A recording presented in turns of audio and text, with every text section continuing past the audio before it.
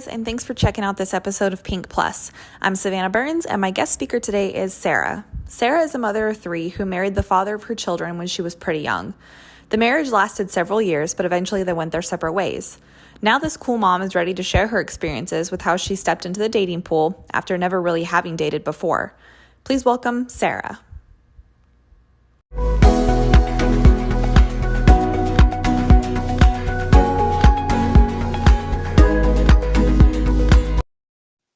So my name is Sarah. I'm almost 35, and my kids are Anthony is 18, which means I had him, or almost 18, which means I had him when I was 17.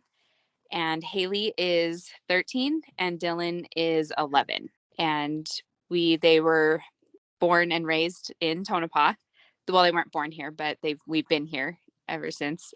So obviously you love Anthony more than words can say, and you would never trade him for anything in the world. But having him so young, how do you feel like that's shaped who you ended up being as an adult? Oh, everything. I wouldn't change it now, but I would not recommend it. I do think having them so young really let me be, energetic and be able to do things with them. And I do feel like I'm connected with them a little bit more because I remember what it was like. I don't know. I think everyone does, but I just think that helps a little. But I would not recommend it. I don't have regrets, but I do definitely think I would be in a different place if I, had waited longer. Mm-hmm. And you ended up being in a long-term relationship and marriage with his father. Yes. Yep. Yeah. We got married when we were 19 and then had Haley and Dylan. And then we were married, 10 years. That's a long time. Yeah. So we were together something like 14 or 15 total. That's a long time, even when you're not 19 getting married. Right. So essentially you kind of grew up with him because you guys were kids when you started having babies. Mm-hmm. How did that affect your marriage long term, being married so young?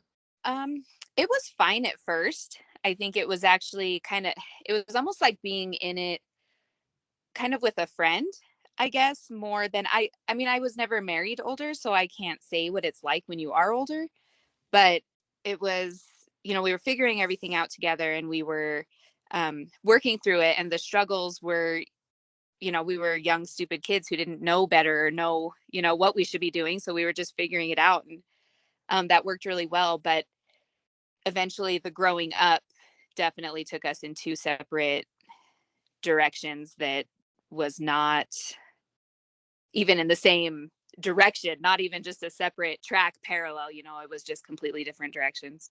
Yeah, ended up being two completely different people than you were when you got together initially. Oh, for sure. Absolutely. Anthony was a little bit older when you guys got divorced. Do you feel like the divorce was really hard on your kids? Oh, yeah. Definitely. Mostly Anthony. He was 13, and being 13 is hard when you're just existing. Mm-hmm. So it was definitely harder. Dylan was only, six, I think. And she was, I don't want to say fine. It was hard. And there's still, there's always going to be lasting effects of it, but it was definitely much easier on her than Anthony. So not only being in a small town, but then also not really having much dating experience because you were with this person for so long. What's dating like for you now? Difficult. It's really hard. I didn't even know how to do it. And I think growing up in a small town, I don't know if everyone's experience was this, but everything feels so long term when you get with almost all my friends, we all had the same boyfriend long term, or a lot of them also did marry their high school sweethearts. Some have worked out and some not, but everything had to be so serious. So what was really foreign to me as an adult was actually dating, that it was okay to go out with somebody and be like, yeah, not so much, or go out a few times, or not even being super exclusive, just meeting people and hanging out. And I feel like I never experienced that here as a younger person. I don't know what it would have been like as a young adult in a small place, but the pool is just so tiny. Yeah, Tonopah definitely has an energy of domesticity. And Yes. you go on a date with a person and then 6 months later you're moving in and it's like, I don't really even remember the fun dating part. We were just kind of attached at the hip and that was it. Now we have babies. Yeah. Yeah. And it does seem like that even with adult, I see some of my friends now who are also divorce dating. It seems like you still just fall into that here. Mm-hmm. Have you reached out into a bigger pool, like surrounding areas or anything to date, or? Yeah, definitely. So the first person I dated after I got divorced actually lived in Reno. That was a little too far and that didn't work out. Then I dated someone here, which I thought would be, you know, easier and better, but there's just not, if it doesn't click, it doesn't click, but it's, 2.5 hours or even 3 hours isn't too far to make something work. And I've just found that there's just a bigger pool. And that's, it sounds kind of shallow, I guess, to want more options, but it was hard here. When I first got divorced, I was like, hey, I can date whoever I want. Like, that's kind of cool. And then I looked around and I was like, but who? Like, there's Right. no one. Everybody's either married or divorced and has kids. So then you have other people that you have to factor into the equation, or who they were married to. Yep. There's a whole lot of strings, a whole lot of extra steps that goes along with dating in a small town. Yeah, for sure. My mom had actually, brought up a few ideas, and that's what I literally said. I don't want to deal with the ex, like, co-parenting with just, and some of the people here too, you end up having history with, not necessarily negative, but if you have anything other than a good relationship with that other person, it makes it hard. Mm-hmm. Have you had any negative experiences with your ex-husband dating, with it also being a small town? So I really don't care who he dates, and the best thing would be for him to date someone that the kids would fit in with, and would have a good, I don't know, I kind of picture it as more people to love them, I Mm-hmm. guess, as long as it's healthy. We have definitely gone through him being in some toxic relationships that actually resulted in, I have um, primary custody. So just because of decisions that were being made on the other side, and hopefully that changes, and hopefully um, it can be a more rounded situation. But it's where the kids are doing great and are well rounded, and I just try really hard to be sure that they're seeing healthy relationships on my side, because even our relationship towards the end of the marriage was not healthy.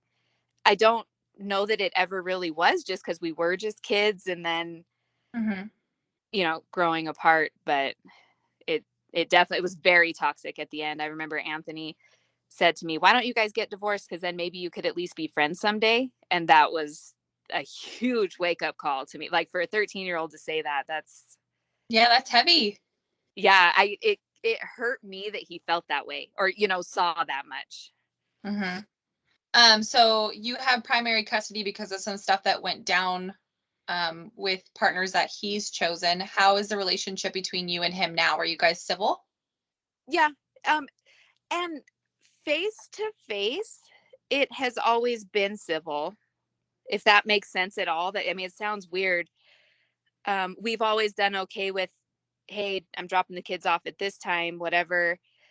But there was a lot of toxicity in the home, and negative talking. And I don't know how much Anthony would want me to put out there, but there was a lot of, he thought I was the bad guy. I mean, there was a good year that he hated me. And there's no point in placing blame, but I mean, he hated me, and I let him, because I refused to be the person that talked crap, and I didn't want him to feel badly towards his dad.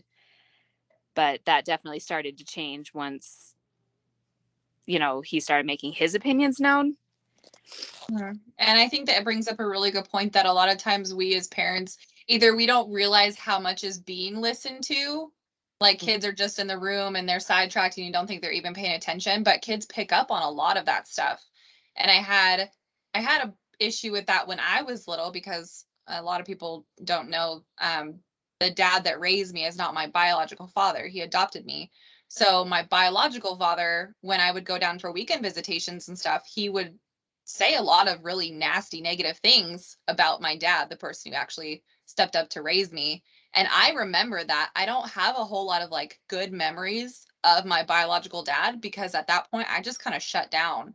Like I don't think parents realize the weight of the words that they carry when it comes to their co-parents. Right. Right. And that it sticks with the kids, Mhm. it's just words, but that colors the whole way they feel about half of who they are, I think.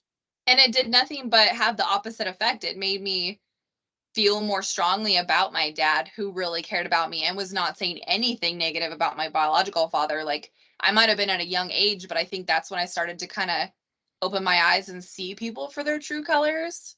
Uh-huh. So it's kind of interesting. I wonder what kind of effect that had on Anthony. I mean, obviously you guys are good now, right? Oh yeah. Yep. Yeah, he actually has no contact at all with his dad. Um like at all. The end period. Which I mean, is bad for him. it me too, and it affects him more than he realizes, but there's nothing. That age. Yeah. Yeah, and kids are hard anyway. I mean, being 17 and it's time to make life decisions, and add anything on top of that, it's overwhelming. Yeah. Does he have a good relationship with your boyfriend now? This probably the best. I mean, I haven't dated a whole lot, but pretty good. It made a huge difference. The first time my boyfriend came up to visit, he didn't stay here. My current boyfriend, he didn't stay here the first time, obviously, or even the second time. He got a hotel, but he pulled Anthony aside and he said, "Hey, I wanted to thank you for letting me stay here, and I really like your mom and I'm interested in, kind of being around, he's like, I don't want to be your dad. Like you have a dad, but, I really like your mom and I'd like to see where it goes." And that was huge for him. That was the first person that pulled him aside and said, "Hey, man to man, here's what I want." And, thanking him for staying here, I think Anthony kind of felt like he was acknowledging that this was his space because the kids are very territorial. Mm-hmm. They're boys and girls, but especially the boys. Yeah, definitely. And being a kid of divorce, they almost kind of take on that like man of the house role. Hmm. So it's important for another guy to acknowledge, like, I'm not trying to invade your space. This is Right. still your domain. I would just also like to share this domain. Right. Well, and especially Anthony, because it's not fair at all. But he really did kind of become the man of the house. When I need the swamp cooler hooked up, it's me and him up there. When I have a bad day and I'm upset, I try not to unload anything too heavy on him, but he can see it, and he's the one who hears it. And, picking up the girls from school because I can't leave work. And, so I mean, he actually literally did become the man of the house for 4 years. I bet your boyfriend saying that to Anthony helped you build a better relationship with him also, huh? Yeah, yeah, it really did. It was the first time. He's also actually the first time he actually introduced himself to the kid's dad.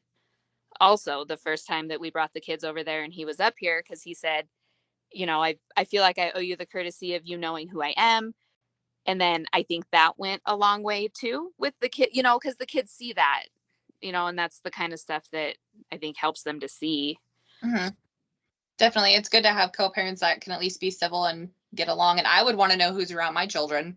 Oh, for sure. Me too. And it's a bummer when it's not someone you want around your children. Yeah, for sure.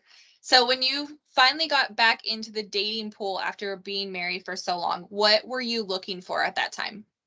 Ugh, I had no idea because of, I had never dated. I I never even had to meet people, and in a small town, even the people that you do date, whether it's high school or after, them, so I didn't know. So the first person, that I dated for a while, I met at a friend's birthday party by a freak chance. But I quickly started to weed out more of what I didn't want than what I wanted. And Okay. I definitely didn't want,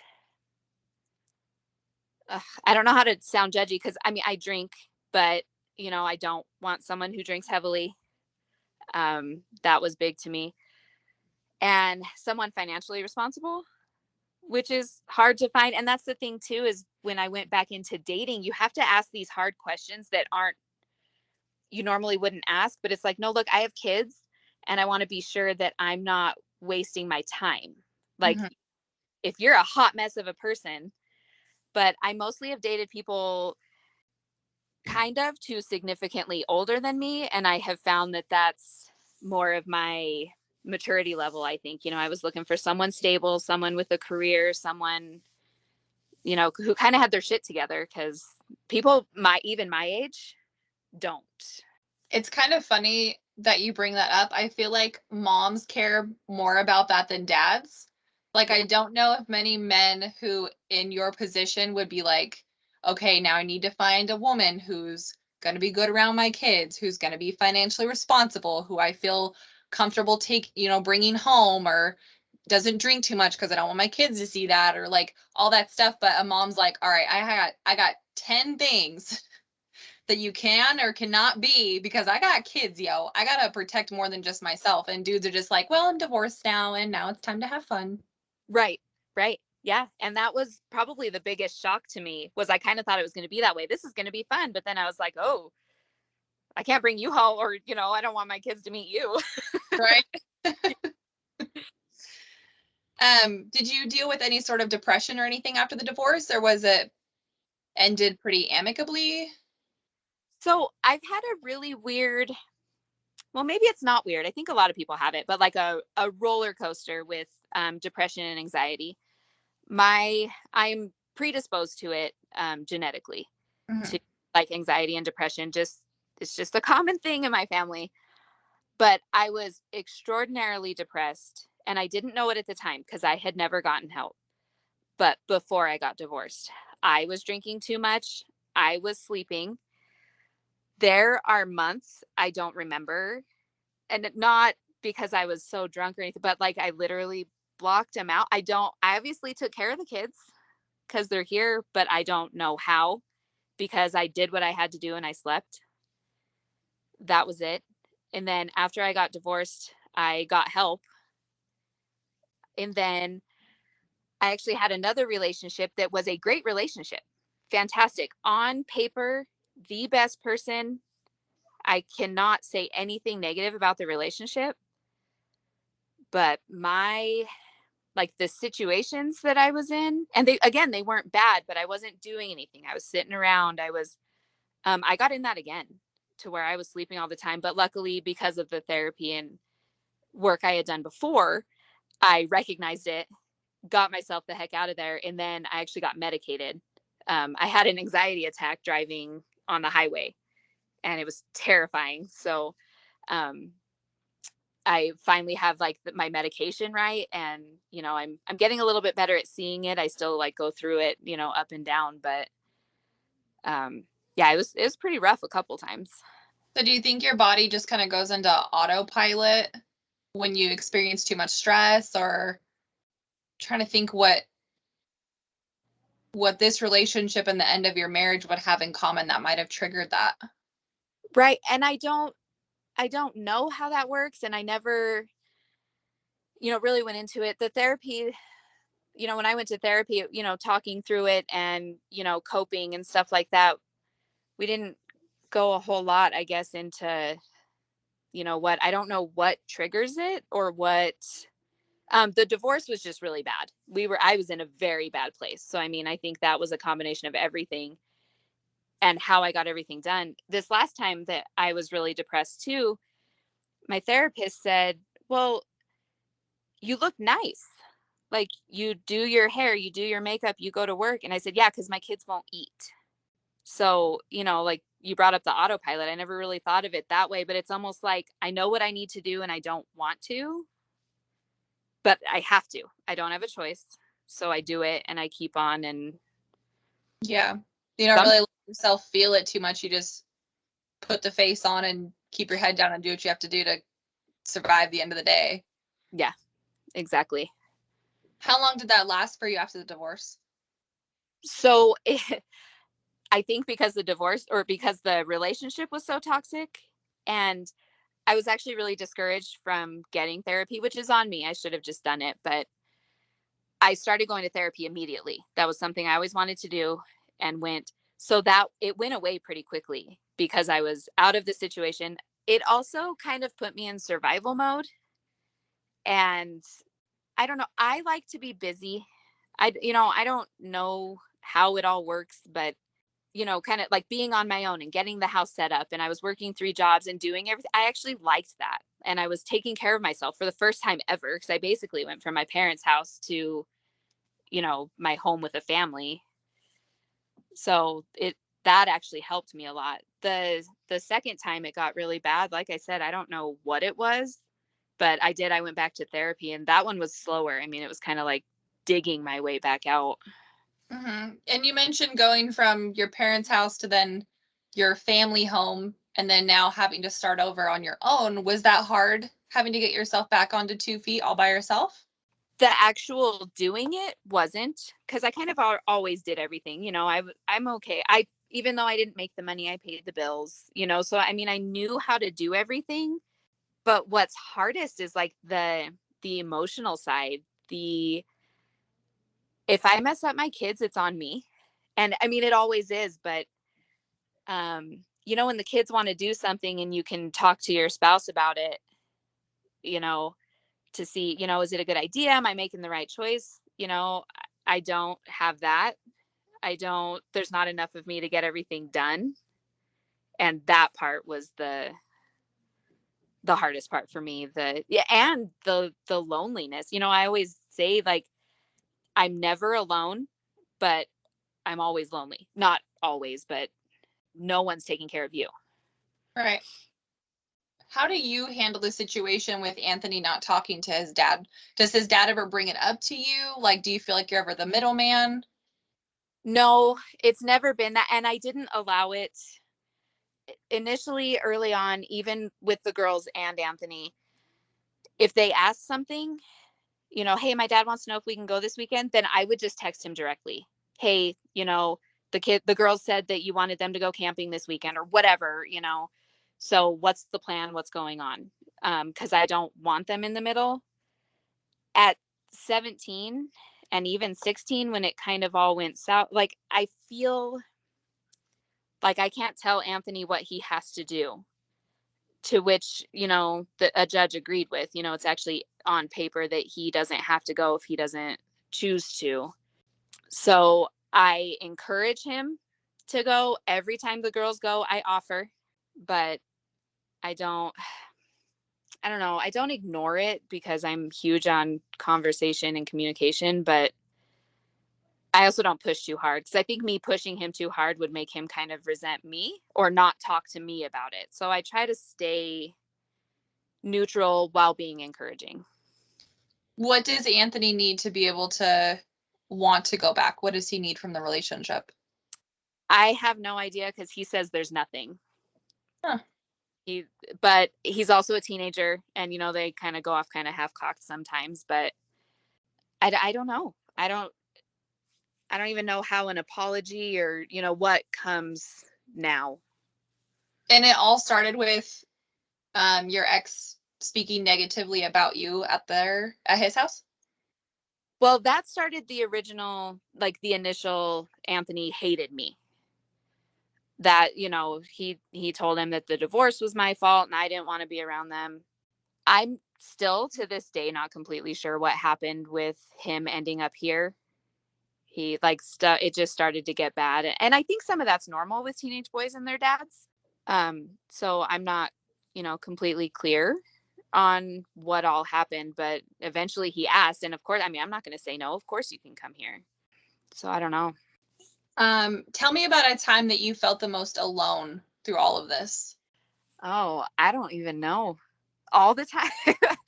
Like that, if it sounds terrible, and it's not as, sad as it sounds, but I don't know. That's hard.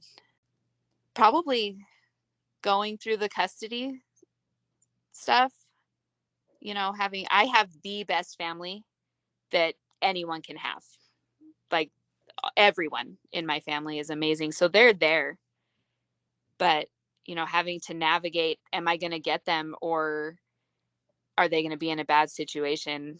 That kind of stuff. And the hard thing for that, because I was dating someone at the time, and, he was there, but it's not the same. It's not, it's my problem. And if it's not your kids, you don't feel like I do. Mm-hmm. So going through that basically by myself it was hell. It was awful. That sounds really hard to go from being in a toxic relationship, but at least you have the kids together, to then getting to be healthy by yourself, but now having to share your kids with someone else. Yeah, that's terrible. I hated when they were gone. I still do. I mean, they're only gone one weekend a month, but I hate an empty house. I hate a quiet house. I hate wondering what they're doing, which I'm not super, but we talk all the time. What are you doing? Where are you going? Who are you going to be with? And, I Is don't there know. something you do for yourself that gets you through those weekends? Usually I just sleep a lot because I never get to do that. But, or, read a book, stay busy. For the first few years, dude, I slept on my mom's couch every day, or like I'd go over there for dinner and then I'd watch TV with them. Like, How long into your relationship with your current boyfriend did you bring him around your kids? so we had talked about it when we first started, talking, and we said 6 months. That's when we want to do it. But we really clicked and felt that we wanted to, try to make it work. So it was only 3 months. But like I said, he didn't stay here. We didn't have the kids over here, but we introduced the kids to each other after we had been together, or, talking for 3 months. So at that point you had figured out, like, I'm comfortable enough with this person that I trust bringing them around. Yes. And had you talked to your kids about him prior to them meeting? Yes. Yeah. So I talked to them when I was even interested. So, and it's not in depth, I'm not putting the adult decisions on them or anything like that. But hey, there's this new guy I'm talking to, hey, here's where he lives. This is what he does. This is kind of who it is. Hey, I was thinking he could come up. He has kids your guys' age, that might be fun. I was thinking they'll come up, and then, hey, they're coming this weekend. That way they're never surprised. Have they been really receptive to it?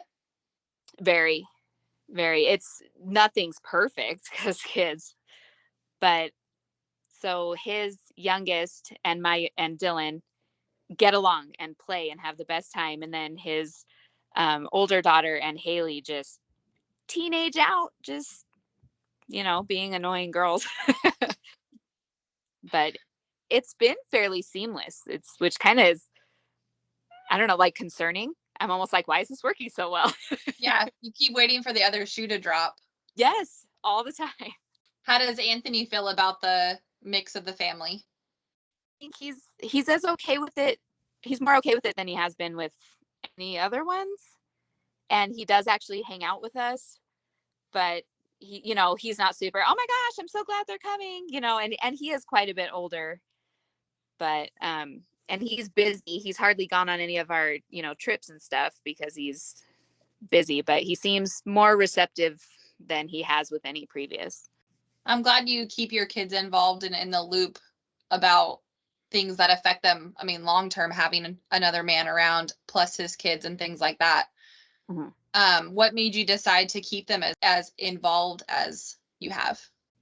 I really just parent, I think, how I want to be treated. And again, not adult decisions, but I don't let my kids just show up with someone, and hey, they're here to stay for the weekend or something. So I assume they wouldn't like that. Mm-hmm. We're very open though. Like, I talk to them about a lot of stuff, and I think it's going to prepare them better for the future. And also, like, this is their space, their safe space. This is the only place that they should feel like they know they can come to and not have to wonder who's here. Can you credit any of your more progressive parenting styles to how young you were when you started having kids? I assume so. It's not how I was raised. And I really truly do have the best parents, but we did not talk like I talk to my kids. And, I talk about growing up with, the kid's dad, but I almost feel like I kind of grew up with Anthony. That's So, exactly what my sister-in-law said about her oldest too. okay. Yeah, Yeah. she had him, I think she was like 20, but she had only been with the boy's dad for like 4 months or something. So she was pretty young. They were fresh in the relationship and stuff when they started having babies. And she said the exact same thing. I think we kind of just grew up together, and that's why we have such an open relationship. Mhm. Are you as open with Haley and Dylan as you are with Anthony? Yes and no. I think I will be. I'm a lot more open with Anthony because he's basically an adult. Mm-hmm. I can talk to him, bluntly. The girls and I are very open, as far as the teenage stuff, the preteen stuff, the body stuff, the hormone stuff. I mean, almost to the point that I'm like, could you tell me a little less? But I hope that we get there, as they are older, that we do have a lot more, deep, honest conversations, and so that they can see. I also want them to know it's hard, and I don't want them burdened with it, but I don't like, I want them to know I come home after a shit day sometimes and I need to lay in bed for 20 minutes just to be like, what the fuck just happened? Do you So, ever talk to your kids about your depression episodes? not very often, because I never really thought about it. It's not that I don't, and they know I'm medicated and they know it's for depression and anxiety, but I've never really. I did actually just have a conversation with Haley last night. She was upset about something and she didn't want to tell me, and that's fine. I don't want to tell everybody everything. But I told her that, like, I probably actually know how you feel. And she said something about crying. I said, yeah, just do it in the shower.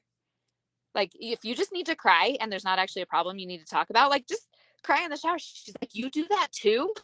So, somewhat like that. But I never have actually, like, sat them down and said, hey, I'm depressed. But I don't know. How did you find out that it was depression you were dealing with? Because you've been dealing with it for a while before you went to therapy, right? So did Mhm. it ever occur to you at that time that that's what it could be? No, no idea. And I actually, a few times when I was like a much younger mother, like in my 20s, I remember not being able to breathe and my chest being tight just constantly. And I was like, this is weird. I should probably go to the doctor, but I need to change a diaper and I don't have time. And I actually thought it was something, like, with my body, like there was something wrong, that I saw the depression and actually realized that I had had anxiety all the way back to high school. I mean, to the point that it is now, that I probably would have benefited from being medicated then, because I look back and, there were times I thought I was dying, like having a heart attack or something. I had no idea it was just anxiety. Do you feel like you might have been treated sooner if Tonopod had more mental health resources? Yes, absolutely. I also think if there were even, I don't know how this works, so I don't want to speak incorrectly. But if people even knew what to look for, because I don't know that I came in contact with anybody who would have recognized it. It wasn't in school like it is now. It wasn't, I think everyone should go to therapy. Like, I just think everyone, I had a picture perfect life. If you look at it, I had the best parents, everything, not a whole lot of huge trauma, but man, I get depressed. Like, so I think if anyone had been more aware of it and just looking, and the resources were available here, it would have made a huge difference. Did you experience any of your depression in your postpartum phase, or was your postpartum pretty okay? No, my postpartum was fine. I never had, I don't know how it actually works with depression, but I really thrive being busy. I really just do. And I don't know if I'm ignoring it or what, but after the kids were, and especially, I had them so close together, so young, I was so busy, and I feel I was made to be a mom. Like that's what I always wanted to do. It's what I am so glad I did. So luckily I didn't, because I don't know that anyone would have seen those signs. Did it take you a few tries to get on a medication that worked for you? Or did you have good results with the very first one you tried? So good results with the first medication, but I did have to up the dose 3 times before it was like, okay, now it's working. But it helped too that I have family members on the same medication. So I did tell my doctor, is it possible that it would work well for me if it's working well for, direct family members? Do you see a therapist in Tonopah, or do you have to travel? I traveled. I went to Reno, and I haven't seen a therapist in quite a while now. It helped. A lot of the tools that, I came out with the first couple times helped me. I seem to be able to get myself out, but being medicated is definitely the way to go. Definitely helps. Yeah, for sure. What would you say to somebody who is fresh out of a divorce and is now trying to navigate the dating pool? Ooh, that's hard too. So don't rush. There's no hurry at all.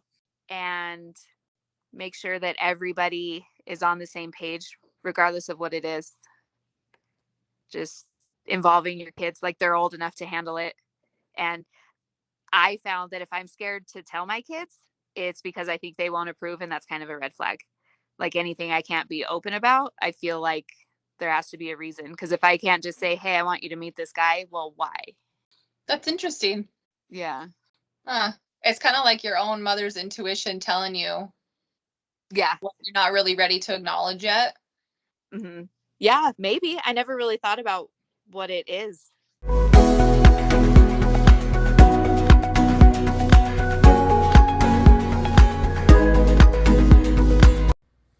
My family has known Sarah for years. Her son and my brother are the same age, and I used to see her and the kids at events for Boy Scouts or T-ball. We would always see her with a warm smile while she ushered her little ones around. I guess that's why it surprised me to discover that she battles depression and anxiety also. But honestly, it shouldn't have surprised me. It should never surprise me because depression and anxiety look different for everyone and on everyone. That's why I'm so glad Sarah sat down with me. Not only is her experience of dating after marriage important to share with anyone who may be trying to navigate the dating scene, but her experience of finding out she had anxiety is imperative too. She didn't know what anxiety looked like prior and didn't know how to get help for it. She's also not embarrassed to say that she takes medication for it, and that's a big deal in our society right now.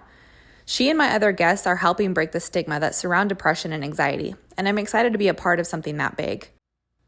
If you're interested in helping make a change and want to tell your story, please reach out to me. Message me on Instagram @PinkPlusPodcast. Thanks for listening. Catch you next time.